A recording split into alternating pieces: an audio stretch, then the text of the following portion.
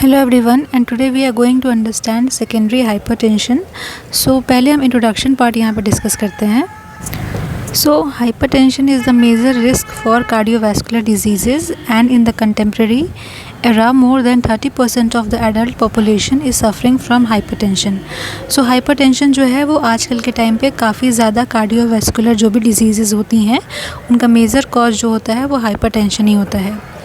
Although essential hypertension without any identifiable cause is found as the main reason for hypertension. Secondary hypertension को अब हम discuss करते हैं.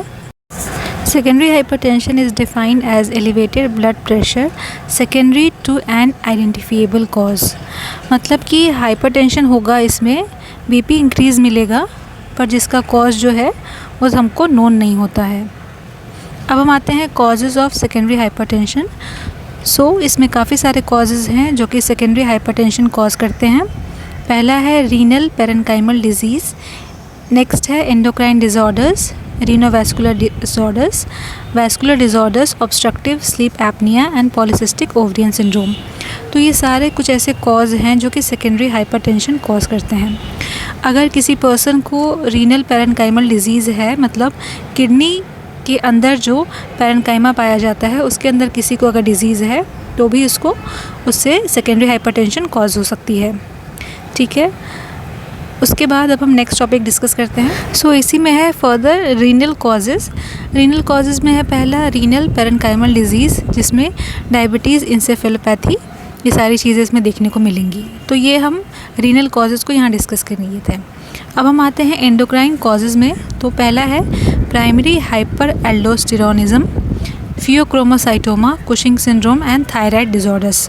तो ये कुछ ऐसे डिजीज़ हैं जो कि एंडोक्राइन कॉजेज़ हैं जिसकी वजह से सेकेंडरी हाइपरटेंशन कॉज होता है. अब हम इसके रिस्क फैक्टर को डिस्कस करते हैं. तो जिनकी भी एज 30 से ज़्यादा होती है उनमें ये सेकेंडरी हाइपरटेंशन डेवलप होने के चांसेस हो जाते हैं. Sudden onset severe hypertension, resistant hypertension, abrupt worsening of previously controlled BP, renal bleed, hypokalemia and episodic symptoms. तो ये कुछ ऐसे सिम्टम्स हैं, रिस्क फैक्टर्स हैं जो कि सेकेंडरी हाइपरटेंशन में कंट्रीब्यूट करते हैं. अब हम इसकी डायग्नोसिस डिस्कस करते हैं. तो डायग्नोसिस में कुछ बेसिक टेस्ट हैं जैसे कि CBC, electrolyte and renal function, urine analysis, ECG. ये कुछ ऐसे बेसिक टेस्ट हैं जो कि सेकेंडरी हाइपरटेंशन के लिए काफ़ी अच्छे होते हैं. Cause specific test, aldosterone renin ratio, plasma metanephrine, thyroid function test and sleep study for obstructive sleep apnoea. तो ये कुछ ऐसे डायग्नोसिस हैं जो कि सेकेंडरी हाइपरटेंशन को फाइंड करने में हेल्प करते हैं हमारी. इन डायग्नोसिस के थ्रू हम फाइंड कर सकते हैं कि पर्सन को सेकेंडरी हाइपरटेंशन है या नहीं. अब नेक्स्ट हम इसका मैनेजमेंट डिस्कस करेंगे. इसमें क्या है, फर्स्ट ट्रीट अंडरलाइंग कॉज. सबसे पहले तो हमको कॉज आइडेंटिफाई करना है कि सेकेंडरी हाइपरटेंशन किस कॉज से ओरिजिनेट हो रहा है, उसको हमको ठीक करना होगा.